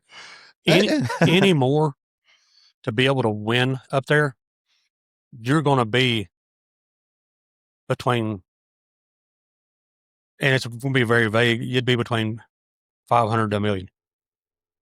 There's rumors. Some of it's probably more than that, right? Oh, yeah. There's rumors of the vet from Kid Dig. Yeah. Was $5 million. I've heard that too. And that's just a rumor. I have no proof to that. But that gives listeners something to know. Okay, this is not, I had the same thing too. Oh, it's a $3,000 paint job. No, it's not. It's a $100,000 paint job. Yep. $200,000 paint job. Yep. But to know that that's what that is. So if someone's like, all right, I win the lottery or I inherited all this money. Cool. I want to build it. I want to build something. Now they buy know you a car and enjoy it. Yeah. Don't do one. Don't do that. The problem you got when you get to a Riddler level car, and I've joked about it in the past, when you get to that level car, you don't own a car. Car owns you. A car owns you. Because you I'd can't be so terrified of it. Oh, you can't take it out anywhere. You're afraid to go anywhere. Afraid to put a dent in it, or well, see, we had. Well, what are you looking at, Justin? What? We had that car had a dent in it by the time it got to Detroit. Because shit happens. And we told them what happened when they come around to judge the car. They do not take away from it and transport because you have no control over it. I mean, the roads were so nice going from here to Detroit. Yeah, I-75 north. You know, smooth as glass. It did. It had it in. All fresh pavement the whole way. No potholes. The only good thing this time that they did fit the roads were done in Toledo. No, true. You know, so what happened? I don't know what ended up hitting it. It was the side where the bed was at. So I don't know if it wiggled around. So in his stacker trailer, there's fold out beds that are folded up on the wall. And I don't know. But luckily it didn't get into the paint. It just it scratched it, but I was able to get the scratch out. It didn't scratch into the paint. No. And when we come back, you know, we got ridiculed for that up there. But it happens. I mean, and we're not the first person that something's happened to. On the way. Numerous stories of trailers, the straps slipping, a vehicle shifting. We've had cars come in here that the cars have slid all the way over into the side and it's chewed the side up on it. You know, again, stuff does happen. And when we got the car back here, I was talking to the owner, I was like, we need to get that fixed because it was a month from the time that we left Detroit to the next show that we went to, just because we all needed a break. Yeah. You know, mentally, physically, the car really. I think our wives were going to kill us if we did anything. The car really needed to go to Chicago the very next week, and we're standing up here in Detroit, and we're looking at each other. It's like, is he going to want to go to Chicago? You know, our wives didn't get to go because they all had prior stuff. You know, my daughter had cheer in Atlanta the same weekend, so we're sitting there looking at each other like, if we have to go to Chicago, we really need to go home. To at least let them know we're still alive. Yeah. But we're in Detroit. Proof of life there. We're only a couple hours away. A couple hours from Chicago. We drive back home. Now we're going to be another 10-hour drive back. And we talked with the owner up there, and he was told, he's like, you really need to go to Chicago next week. And he's like, he had prior engagements that he needed. And quite honestly, he needed a break. Financially. Yeah. Mentally. Physically, I mean, we were all tired. So when we took the car out the next time, we took it to Louisville. But I told him from the time we got back that we needed to get it addressed. And he asked me what we were going to do, and I called Jeremy Carroll up at Paintless Dent up in Bristol. Yeah. Which is, I'd say, probably one of the best dent guys in the country. He's the only one I'd trust. Same. For something like that, yeah. That's the reason I called him. He is the only person I trust, and I told him on the phone. I said, if you're the only one I trust to do this, I said, if there any way you can come look at it. Well, he's going to try to come look at it. Well, he had one of his guys decide to retire. So that put him shorthanded, so he couldn't leave. It's like, all right. So for the next 3 weeks, we'd kept talking back and forth. We kept trying to get up there. And you're only, an hour-ish or so? About 2 hours. About 2 hours up there. But 1 week we were going to go. It snowed on Monday. We're supposed to go on Tuesday. Yeah. No. I called Jeremy. I was like, the truck, the trailer, the car, we're not getting it out. Not taking that chance. He said, I was getting ready to call you or message you and tell you we don't need to do it tomorrow. You don't need to get it out. So we made the schedule it for the following Tuesday. And we went up there, and the owner kept asking me, he's like, man, he said, I don't feel right doing this. He said, well, what if we crack the paint? So if we crack the paint, I said, then I fix it. None of these cars are painted to the point you can't fix them. Yeah. Are they easy? Some are, some are not. You know, but so I took it up there to Jeremy, and I met the owner up there. Is he local here? The owner? Yeah. He is about 6 miles east of Morristown. Okay. So he's about still 6 miles east of where Laid Out the Park used to be. So he's still in this Eastern Tennessee area. Yeah, he's still in the Eastern Tennessee area. He's closer to Bristol than I am. Okay. So that's why I just met him up there. So he comes rolling in and pulling his stacker trailer with a dually instead of his motorhome. We backed a stacker trailer right up, I don't know, probably about 50 feet away from the door. So we have enough room to get the door down and to get the car out and turn. Pulled it in Jeremy's shop. It's like they had everything cleaned out where the car was going. But his shop's immaculate too. Oh yeah. He comes out. I'm not kidding. 30 minutes? I called him. I know, you called me. You're like, we're done, load it back up. I'm like, did you even get there? I'm on my way home. Or on my way back to the shop. And Jeremy was able to get both dents out for me. And I told the owner, I said, this is why I wanted up here. And at the time, I'd already pulled all the trunk panels out of it because we had. So he could access. Well, we had part of the trunk reupholstered. We changed some of it. The trunk when we were at Detroit, did not. It matched the car. I don't want it to sound like it didn't. It was all the same brown leather, but inside the door panels, they have a recessed area that had aluminum trim and was it perforated? Yeah, like had the perforated. You just brought that into the trunk. I wanted that in the trunk because it was nice. It was nice, but it looked like it just it needed the more flow. Yeah, and after we did it, even because I mentioned it before we ever left, and Steve couldn't get it done in the amount of time, and he didn't have material. But after we got back from Detroit, I left it alone. I just left it at that. It is what it is at this point. We've won. I'm not really worried about it now. There's really no sense in changing anything. We got back from up there, and Rex calls me. He said, "I need you to come pull these panels out if you will." Like, why is that? He said, "Steve's going to put the recess in the side panels." All right. So me and Lauren loaded up on a Saturday, and I just went up there and popped all the trunk stuff out of it. And I looked at him. I said, "Right now is the perfect time for this to go to Jeremy." I said, "And I will be there."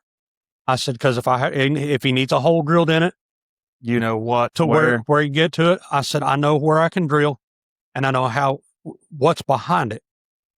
And I said, and quite honestly, I said, "I'm not going to put that type stress on Jeremy." All right. So we took it up there at following Tuesday, and we were out there, and Jeremy was working on it. He looked at me. He said, "I'm going to have a hole drilled in this." Like, give me a drill and a drill bit. Tell me where you want it. So I drilled the hole where I needed it, where he needed it, because he could get to it. He just needed a little more leverage. Yeah. And he got to it, and I mean, no joke, within 30 minutes, we're loading it back up. So he should be using that on his advertising now, As soon as Riddler level dent puller. As soon as I got back to the shop, you pull up Facebook. Yeah. And he posted it. Oh, he yeah, said, "Not what you normally see in my shop." He needs billboards now. Come see Jeremy, the Riddler level dent puller. And it's like I told the owner of the car, I said, "I know what you paid Jeremy." I said, "But if I had to go back in here and fix it, by the time we fixed it, by the time you got it painted, buffed, reassembled, all cleaned back up to go," I said, "you're looking at $10,000. Yeah. And I know that sounds stupid, but the amount of work that is involved in these cars, it's crazy. It's unheard of. Now, to step back a little bit, you had mentioned earlier that you grew up as a gearhead your whole life. Mm-hmm. So now that we know where the last years has taken you, right? Where did you start this passion for custom vehicles? I usually start the podcast with that, but the Riddler thing kind of took priority over that. So you're second fiddle here. Before I think I was like 10 years old or 12 years old.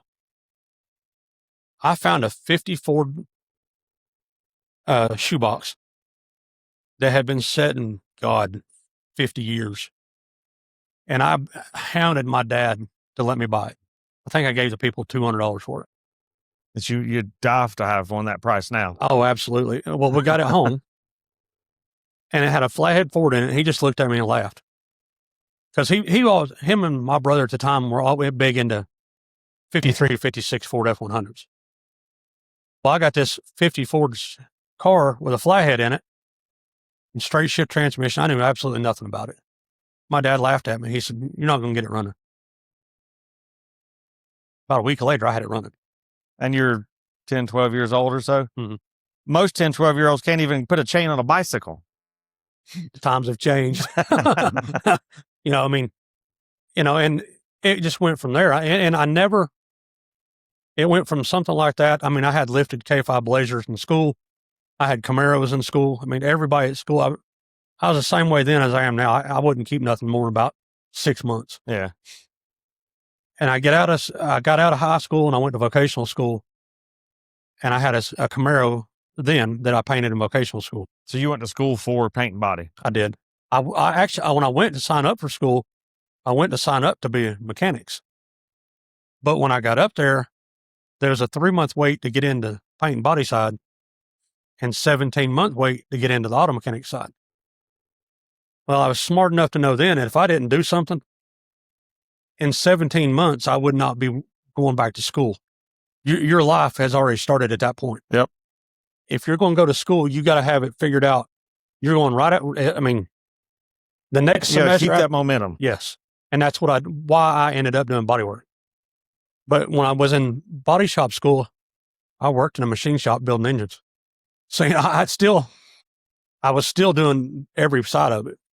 And when I was in vocational school, I actually got a job at a production shop. And the owner of that shop told me one day, and I never really thought about it. He said, but you have to be a mechanic before you can be a body man. Because you have to know how all the stuff goes back together when a car comes in here with the front end ripped off of it. Yeah. So you're playing mechanic at the same time, putting it back together to give it back to the customer. So when he said that, it kind of agreed with him at that point, but I worked in collision shop for about 2 years. It's not what I wanted to do. At the time I'm 18 years old. I'm going into work at 7:00 in the morning and I'm working till 7:00 at night. So as an 18-year-old, you have no life. Yep. And I hated that. But the way that production shop did, I worked under the painter. So we had to turn X numbers of hours to pay me and the other 2 painters' helpers out of the painter's salary, and the painter still have enough salary to pay his stuff. So I did that for 2 years, and I didn't like it at that point. And then at that point, that's when Locar had moved to Knoxville from California. I got a job working for them. What was you doing for them? I never knew you worked for them. At the time, I would go to the shows and do help out with that. Kind of like what Eric does now and stuff. Yeah. At the time, I built shifters. I could build the dipsticks, and I built the emergency brakes. So I'd come in the morning, and they'd give me a list of what needed to be built that day so they could ship it out, which would be 50 to 100 shifters each day. And then you had so many handbrakes and so many foot brakes. Yeah. So I did all that. When I quit, I was just doing the emergency brakes. And I was doing tech phone calls and stuff of that nature. And I did that for about 2 years. And I was like, man, this is still not what you wanted. This is not what I wanted to do. And I had a buddy that worked at an old race shop. They used to build top sportsman drag cars. And it was a sheet metal shop. So they needed help. So I decided to go out there and work. And when we were out there, we did we were contracted through a Tennessee Tool out of Oak Ridge that we actually built a bunch of the interior panels of the space station. Wow. So we did a lot of that, but we also built frames for camping trailers.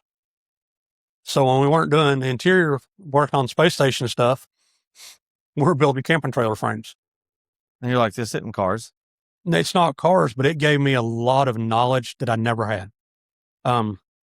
He taught me how you can and can't bend metal. We had engineers tell us you could do something, and we'd tell them you can't, and we'd prove them wrong. I learned a lot from doing that. But, we actually, when we were there, before the 4-door Jeeps were ever a thing, there was a company in Oak Ridge that was wanting to build them. We actually built the first 2 while we were there. And Chrysler came in and bought the rights from them. Nice. After it's all said and done. Well, when we were doing them, the first soft top one, I was working on one of the bars for the doors. And when I was deburring it grabbed a hold of the grinder and pulled my hand into the grinder. So I got a nice little ambulance ride to the hospital, and I got 4 or 5 months out of work on workman's comp. And at that time, Larry was needing help. I had already talked to him years before. Now you say Larry, who's Larry Riffey. It used to be Larry Griffey's Hot Rods. Okay. I worked for him because he hired me while I was actually still on workman's comp. And I worked, okayed it with all them of me quitting where I was at and going to work somewhere else and still be able to get the care that I still had to have before the workman's comp would release me. And they were okay with that. And then it come down to that, I worked for Larry for 22 years before he decided he wanted to retire. He wanted to retire while he could still do stuff. And quite honestly, I don't blame him. He didn't want to wait till he was 80. He was in a position where he could do it. And he come up to me, he said, I'll rent you the shop and you can buy all my equipment from me. And he said, I'll make it where you can afford it. And that was 6 years ago. And that was this building? That's this building. I still lease the building from him. I bought all the equipment off of him. And that's what I pay him his rent every month. And that's between that and his other houses that he's got, that's his play money. When did you change the name to what it is now? 6 years ago when he decided to retire. The day he retired is that day that I did it. I had already had everything printed up, made. It was in the 1st of October because that was when he wanted to stop. It wanted to be the end of September was the last that he wanted to do. Because I gave you September, October, November, and December for the last quarter. Yeah. So we did it then, and it's been a learning experience for one. Yes, I was here for 22 years. I could do everything here. But you were building the same caliber type cars. It was the same caliber cars. So all you've done basically is change his name, and now you run it instead of working for him. Yep. Same way. We still do it. We still use the same people. We still use the same chrome shop. When we need chrome plating done. We used to have a shop, a couple shops here in town that have since closed that used to do chrome plating. They worked out really good because I could say I needed bolts chrome plated. I could take a handful of bolts over there in the morning. By 2:00, they're calling me saying, hey, they're done. Yeah. And that was how we could do that a lot easier then than it is now. Now the only thing you do, you can buy the bolts already chrome plated from a company and have them shipped in here. They're a whole lot more money, but that's why most of the time when we do it anymore, I'll put stainless bolts in them instead of chrome. Now, how hard is it to go from working in a shop to now all of a sudden you own a shop? Oh, it's night and day difference. Stress level goes to the roof on it. I was 75 to 100 pounds heavier than I am right now. And that disappeared within about the first 3 years. But would you still say to this day it was worth it? Absolutely. Would you do it again? Yeah. And I'd do it again, but there's things you would change. Yeah. That you wouldn't do the same way. But you didn't know when you... No. And it's one of those things, trial and error. I mean... So in that time, though, well, I guess the Corvette was while he was still here. The 40 Ford pickup truck in 2003 was the first original one we did, that me and him did together. He had another one that was supposed to go before I came to work for him, but he couldn't get it finished in time. How long had he been in business before you came? 36 years. Okay. So it was well-established... Sorry. He had been in business about 36 years when he quit. Total. So it was a well-established shop. Oh, yeah. You got hired on. Yeah. I mean, it was well-established. I mean, like I said, he had won numerous top 25 cars. He actually painted the Riddler car that Bobby Alloway won with. Okay. So and that was before Bobby did all the painting and stuff that he does now. Was it black? I'm pretty positive. I'm asking for a friend. Is there any other color for Bobby? Positive it's black. But it was his personal car when he built that and won it. And then Larry and him are still good friends to this day. And honestly, anytime I see Bobby out anywhere, Bobby will speak to me. And he was another one that when I was first started, I was starstruck because he had already had a name for himself. Yeah. And it's like the Riddler stuff, other than he's the only other person in East Tennessee that's won the Riddler besides Rex. Well, it's like I know Justin said y'all were at the shop one day and he was talking about, I guess, the interior of the van, like mentioned my Blazer. I'm like, yeah, he was one of the 3 judges at the Barrett Jackson Cup. Never seen him look at it. He walked right by it 3 times. And I'm like, you mean that man remembered. I'm like, okay, well, that's pretty badass. I know I told you over the weekend when I saw you, good guys. Bobby will look at a car, but he won't look at a car while anybody's around. You know, he stands back and he looks at the car. He wants to see how the car looks as it's moving. Mm-hmm. You know, you'll see a lot of these. Oh, he was sitting out when we did the cruise yesterday, and I purposely tried to see if he would remember me for Triple Crown. You'll notice a lot of, if you go back to the mini truck stuff, because I mean, as you know, I've been in that for the longest time. Yeah. You'll see a lot of these mini trucks, they're air these things up as high as they can in the front, and they look goofy going down the road. If he doesn't like the way it looked as it's moving down the road, you don't get a second look. And we built a car several years ago as a 55 Chevrolet, and we couldn't get it. He didn't pick it at Shades for the top 25, and I couldn't figure out why. And he come up to Larry one day. He said, "You want me to tell you why I didn't pick it?" It's okay. It's like, well, yeah. I mean, I'd like to know. There was a spot on top of the frame rail in between the body and the frame that had sand and residue from where I had sanded and buffed the car, and I didn't get my hand all the way down in there to wipe it off, to clean it off. That's why we didn't win it. Wow. We were the only ones that I know of. You don't get that second chance to make that first impression. We took the car back the next year, and it got picked that year. We were lucky enough to have that second chance. Yeah. From that day on, that has sunk in my head. If that car doesn't look right as it's moving, we got to do something to make it look right as it's moving. Because again, he won't look at it if he doesn't like the way it looks as it's going down across the parking lot. And, you know, what's when Shades was at Splash Country, he'd stand down there at the corner as you pulled into the area for the Prospect. And there'd be 300 cars or better in the Prospect area. He'd stand out there at the entrance and watch every one of them come in.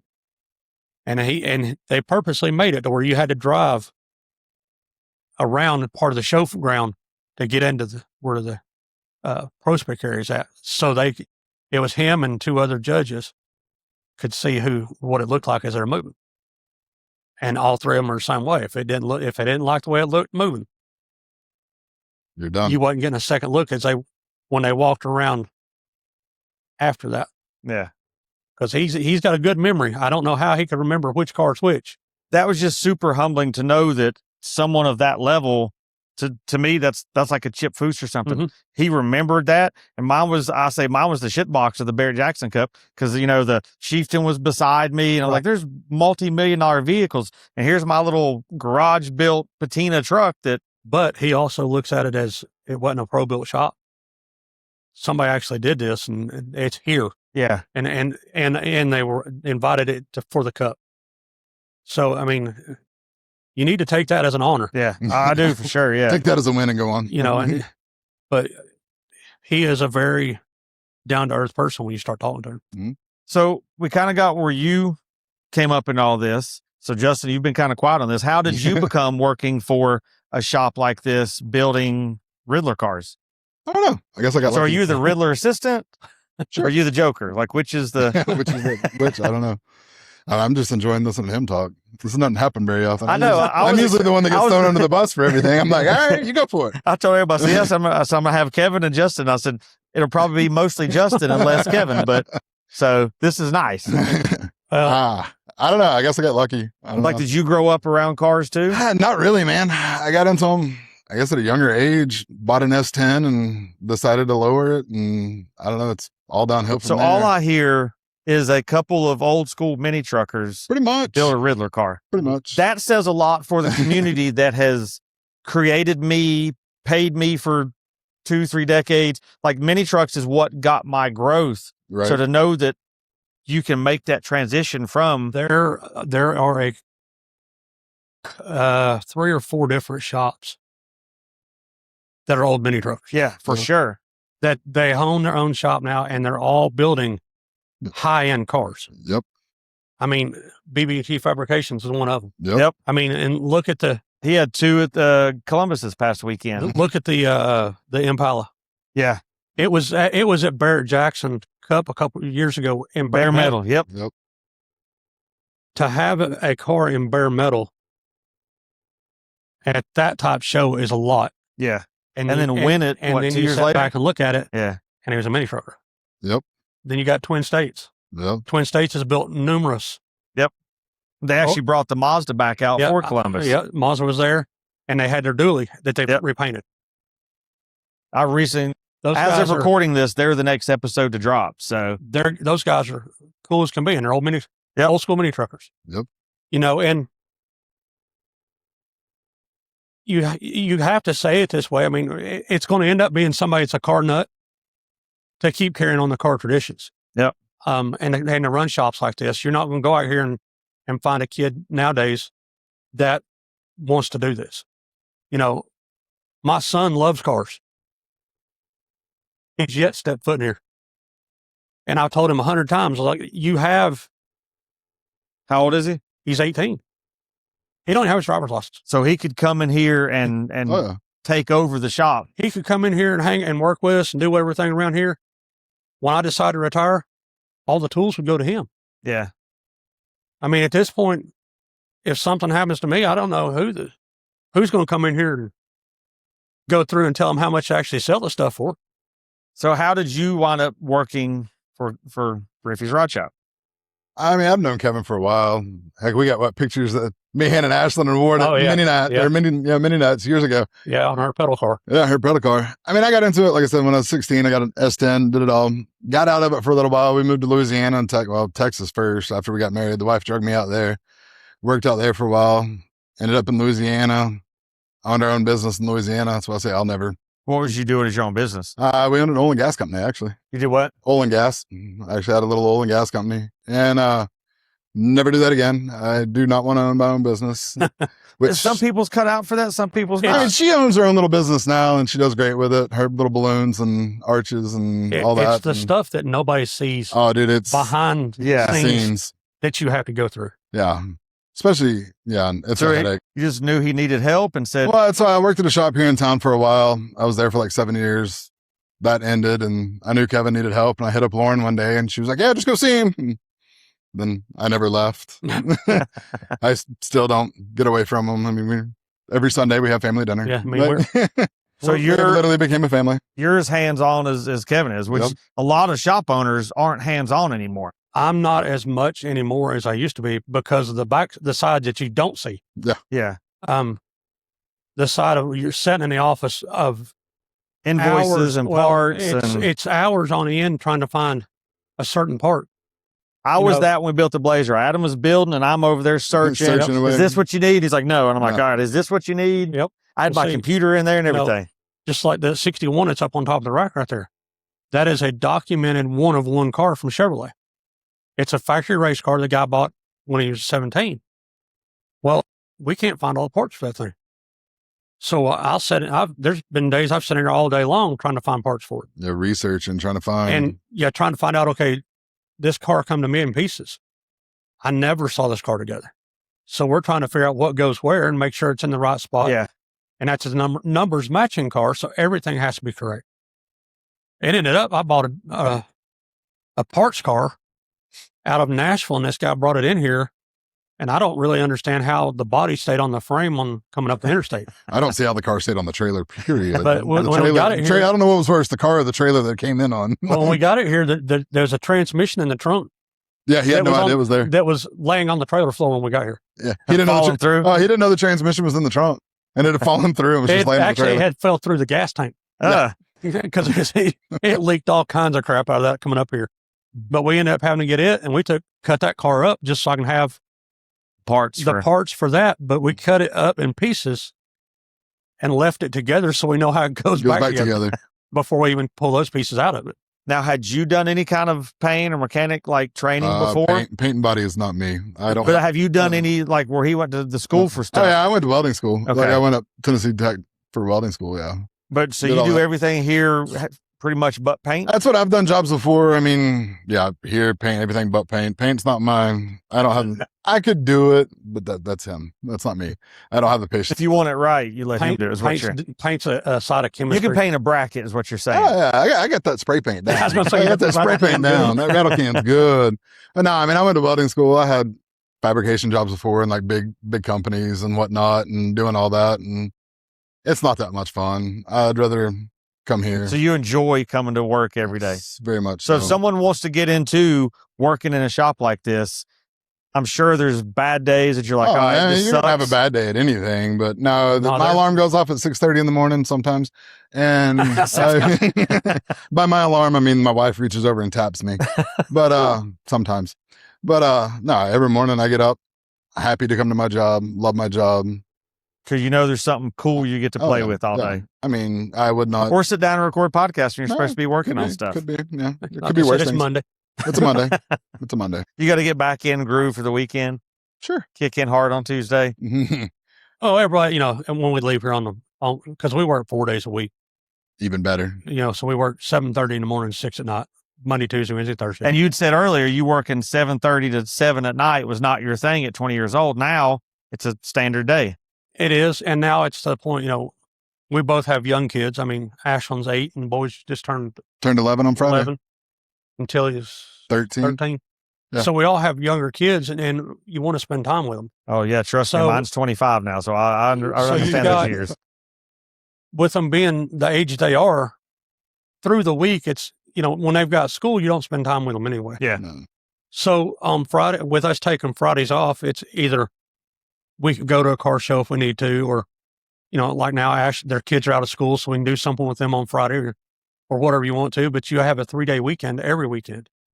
And I do it that way to where if you're in a bind or you get behind on something or you get a Riddler car, you have 2 extra days if needed. So if you're behind on something, you can come in on Friday and finish it. Great. If not, you still take Friday off. Now you said you had, so there's 3, counting you, there's 3 employees here. Mm-hmm. How big a shop do you have? The shop's about 5,000 square foot total. Which in the scheme of things of people small. Building that level cars is little. Somebody's storage shop. Yeah. I mean, it's little. I mean, I just heard over the week or so ago about a guy buying a building to store his cars that's 25,000 square foot, just to store his cars. Yeah. Because he don't have enough room at home. So that sucks to have that problem. That would be horrible. But wouldn't know about that. No, me either. The smaller shops have a different level of detail. Yeah. You don't lose it. Because you don't have 17 vehicles every day. Right. When we leave here on Thursday afternoon and come in, when you come back in on Monday morning, you know where you're at. You know what you were working on. You know who is doing what. Yeah. So when everybody comes in the next morning, they just go back to what they were working on. And it's not a shop so big that you got to have a meeting every morning to make sure everybody's doing what they need to do. Yeah. It's when they know what they were doing when they left and they come back and start on the same thing. It eliminates that. How many projects do you usually keep on hand most days? There's usually about 12 cars here. Oh, wow. 10 to 12. Now, when you say like full builds or just like different aspects to them? You got a full range. Yeah, I've got 3 that were just, 4 that we're kind of just doing Fiddling around stuff on, we'll do stuff from changing the motors. This Trans Am behind us, had the motor built in it. It come from another shop that the motor that had 1,000 miles on it and the motor tore up and they wouldn't help make it up or wouldn't do anything with it. And then to full builds that are ranged from, like I said, that one-off 61 Biscayne to a 65 Ford Falcon. It's not worth $1,000. Now, somebody brings you a project, say, like my Blazer. How long of a wait do you have if somebody says, this is what I want done? I've got about a 2-year wait list. Which seems to be the industry standard. It's like everybody, Twin States is about a 2-year wait. Yep. Like Jeremy Bumpus is a 2-year wait. It seems to be the normal in this size of shop. And at that point, if you want to wait 2 years, that gives you 2 years to save up more money. Yeah. Yep. Because these are not cheap. Yeah. we're probably one of the lower shop rates. Well, I know we are around here, but I don't know what everybody else's shop rates are. But when you start adding, I mean, say the shops that are $100 an hour, That's the number I use when people ask, like, for round numbers. 40 hours a week, there's Yeah. $4,000 bill at the end on Just Friday. in That's labor. if you got one guy working on it. Yep. That's right. That's only one person. And that's just labor. That's not buying parts. Yep. That's not having So to get both of whatever. you are working on it. He's paying for 80 hours that week, Yep. plus the parts, plus the, yeah. Well, he was paying, by the time we would get done, it was 120 hours a week. When I did his bill, I wouldn't usually bill him for just about 100 plus the parts. And Yeah. it still turned into a lot of money. I mean, and I usually, and Larry always beat into my head when I did invoices for him, I would take a percentage off the bill because there's no way that you're working 10 hours straight. You know, That wrench isn't moving for 10 hours. Yeah, Yeah. I mean, you need to go to the restroom, you go to lunch, you stop for a minute to go To help somebody. do else. Yeah. You're not. Or, you know, or you get sidetracked and you get on talking about how your weekend was, and next thing you know, you all are standing over here at the table just hanging out for a while. The ADD kicks in. Yeah, you got to take some of that off, and it makes Yeah. it fair. I feel it makes it fair to the customer. For sure. You know, and that way they're not getting billed for you standing over here not Now, doing nothing. I know there was a post that popped up a couple of weeks ago on Facebook. Somebody's bitching about, you know, oh, these shops they're all about the hours. They can't give me a price what it would cost to do X, Y, and Z. It's like, it's not the same old, okay, I'm going to put this, you know, Detroit Speed front K-member underneath a Camaro. Like, you know, it's going to take X amount of time. Yeah. Yep. So there's no way that you can put a hard price on something. Well, there's no, you know, you take a 2020 Chevy out here and you take it down to the Chevy dealership. There's a book that says, hey, it's going to take 2.5 hours to change your water pump. That's what you're getting billed for. There's not a book for a 61 Corvette. That's got custom panels. Yeah, It tells you that to get that, when we pull that motor and transmission out, there's nothing told you can't pull it together. Yeah. There's nothing tells you that that cast iron Power Glide weighs 1,000 pounds. Yeah. You know, it's that Falcon that we're doing. It's a sentimental thing. So that is another problem all in itself. Sentimental will get you in trouble. Oh yeah. He brought me that car, a car, and he wanted me to restore it. He saw it's just about a couple months worth of work. His car's sitting out back. There's not a panel on that car that wasn't rusted out. I'm talking the strut tower. Or if it wasn't a sentimental car, he could have been like, oh yeah, just go ahead and replace the panels. If it wasn't a sentimental car, I could have talked him into going and buying one and driving it. Yeah. Yeah. Just so happens I did find another car in Atlanta that I went and bought that was a whole lot better than his. Same thing, 65 Falcon with 6-cylinder 3-speed. So I went and bought that and used his car as parts. Now, the car was gold when I got it. The car's now Wimbledon white, which is just like his dad's car.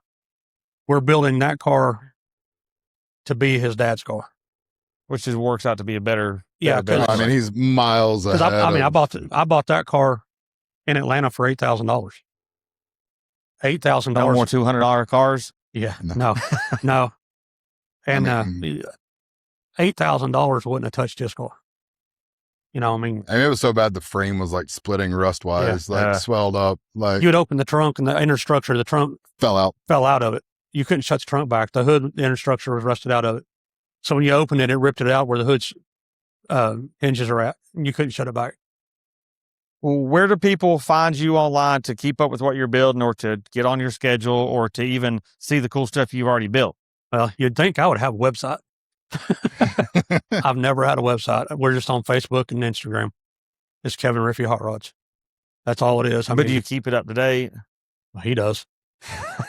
So you'd be the one that, handles that. Sometimes we're getting there. Well, it seems the social media side is where people go versus websites now. Anymore. Unless you're going and shopping or looking for a menu or something, social media is where it's at. Right. Mm. I don't ever just Google somebody's website unless it's like a restaurant or something. Right. Yeah. Or a parts place that Yeah. Okay, I need to dig through here and look and see what I can find. Yeah. But yeah, I mean, we're just social media stuff. I mean, It's all Yeah. under Kevin Riffey's Rod Shop. Kevin Riffey Hot Rods. Oh, Hot Rods. My bad. I need to have a website. I am too computer illiterate to keep up with all that. You know, Most metal fabricators, most automotive people are like there's very few that can do both. well, and if like me, quite honestly, I just soon be out in the shop. I don't like going in there, sitting down and typing for hours doing invoices. And Yeah. when I don't have typing skills and I'm sitting there typing one finger at a time, and But you can put a hell of a weld bead though. yeah, I mean, you got to be good at something. So, and that's the thing, when I was out at the old race shop, that's what we did. If I wasn't painting in there, I was welding the trailer frames together. I mean, we were cutting all that stuff apart and doing it then.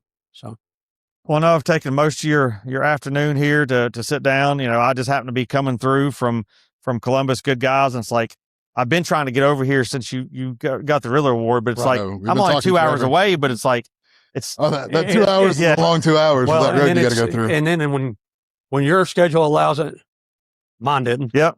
And vice versa. Yep. And that's just the way it is anymore. I mean, that's, this car here has kept us busy up to this point this year. And quite honestly, it's going to get worse next few months. And few where months. else are you taking that car this year? So people know where to keep an eye out. The car's for it. going to the NSRA Nationals next month in Louisville. in Louisville. It's going to the Tri-5 Nationals in Bowling Green. It's going to Triple Crown in Nashville. It's going to the Pigeon Forge Rod Run in Pigeon Forge. It will be at Slam Fest in Tampa in October. And we're working on getting everything lined up for it to be at SEMA in November. Sounds about like my schedule. It's hard to keep that schedule and keep everything working at the same time. So what you were saying a little bit ago about having Fridays and Saturdays free, or that's okay. Yeah. No. Just like this past weekend, we had to make an unexpected trip to Columbus because I was told I needed to talk to some people. So we went up there. We went up there Friday and came home Saturday. So it was just a trip that blazed through, but we were at Battle in Bama with it. Which you won best of we show won there. Best of show there. We were in Louisville The Bluegrass. for Bluegrass World of Wheels, which used to be the Carl Casper show. I didn't realize that was the same show. I'd always heard the Carl Casper show. Yeah, Okay. and then I got a message the other day that that show's not going to be back next year. So It's because you didn't win. That's why. Maybe. We did not win the Bourbon Cup, but we were in the Bourbon top eight, which the car that beat us, quite honestly, deserved it. Oh, yeah. I mean, there's nothing I can say bad about it. Yeah. It was a grade 8 car from last year. So he's had a year to fix the stuff that they found wrong with it to make it more ISCA Compatible. Yeah. So closing note, I guess would say, when is your next grade 8 build going to be? Oh my God. You said the last one you were told it had to be within 10 years. You did it 9. Yep. There's not going to be a date this time. I'm not putting that one on me. I don't know. If somebody wanted to do one, I'd do one next year. Or I'd start one, Justice is like, what? You trying to get us murdered. Maybe they won't watch it. Maybe not. Yeah, right. Or bring the wives down, put them to work helping.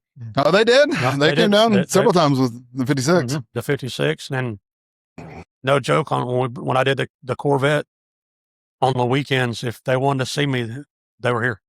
Mm-hmm. Lauren was here. My oldest daughter had knee surgery, and she was propped up over in the corner in a chair with her leg propped up.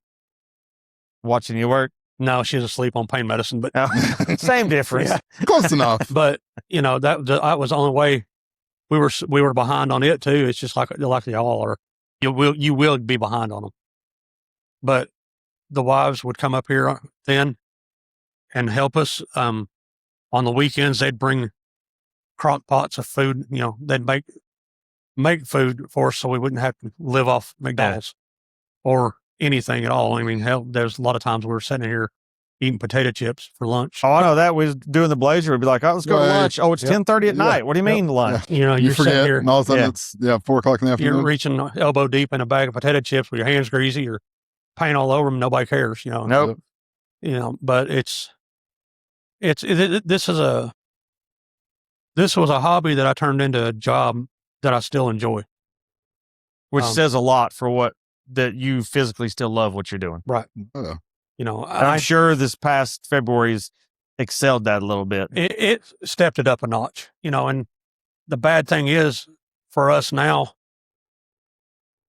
we won that. What do we do? Yeah. Where do we go from here? You know, Local church car show. That's what I'm thinking. Oh, we really want, that's what we keep talking all the time. It's sitting in the trailer right Yeah. now. We've threatened to. They do like a little local cruise-in every Friday down the road here. And I'm like, it'd be kind of funny just to roll up and like, Because there'd be roll so out. many people who wouldn't understand. Oh, wouldn't have a clue. Because it's sitting on its own tires. Yeah. They'd be like, Yeah. oh, that's a clean car. And Yeah. you'd have the other people like whispering, Mhm. you know what that is, right? Yeah. Yeah. But they do cruise-ins about once a week here. We just hadn't. We've either not had the weather to do it. Yeah. So say Mother Nature's been playing havoc. They've had other plans for us on Fridays and Saturdays, so we hadn't been able to do it. Yeah. You know, but we'll get there. The other thing too, as long as it's sitting where it's at right now, nobody can mess with it. Nobody can hurt it. It's ready for the next show. Yep. And that's quite honestly the safest place for it to be at. Just got to watch the heat. When it got so hot a couple weeks ago, we had to open everything up and make sure there's a breeze going through there. Yeah. So it wasn't 1,000 degrees inside Turn of the it. air conditioner off. If Thought about it. if I had the generator here, I would have, because it runs off my generator. But if I had it here, I'd have plugged it up and Just run an extension cord. we have to redo the plugs again. Well, guys, I appreciate y'all sitting down. It's definitely Absolutely. cool to see the process and see, like I said, when you showed up in Detroit, be like, I know those guys. Yeah. Like that was pretty cool. I think it was a shock to a lot of people Yeah. because only our close friends really knew what was going on and what we were doing. Because the real close friends would, if we called them, would have been here helping. Yeah. We had to make a few phone calls. Yeah, we made a few phone calls, and but most of the people didn't have a clue that we had that here and we were involved in it and we were finishing it up. It's cool to sit in with the, builders of the top award in the country. So that's you're my first Riddler builder to sit down with. Hopefully there'll be Thank others you. down the road. So I hope so. that was cool to be able to do this. And thanks for letting me come crash the shop today and Yeah. get you guys off work for a little bit. Oh, absolutely. I mean, the other employee was left sick, so Can't work without the third person. So No. it gets boring when there ain't nobody to talk to. That's for sure. Jeff is our entertainment around here. He keeps us on our toes, to say the least. But he's a wonderful person. That he is. all right, guys, well, make sure you check out Riffeys here. Follow what they do. And if you get a chance, check out the car at a show, spend some time looking underneath it because the details are crazy. And we'll catch you guys next episode.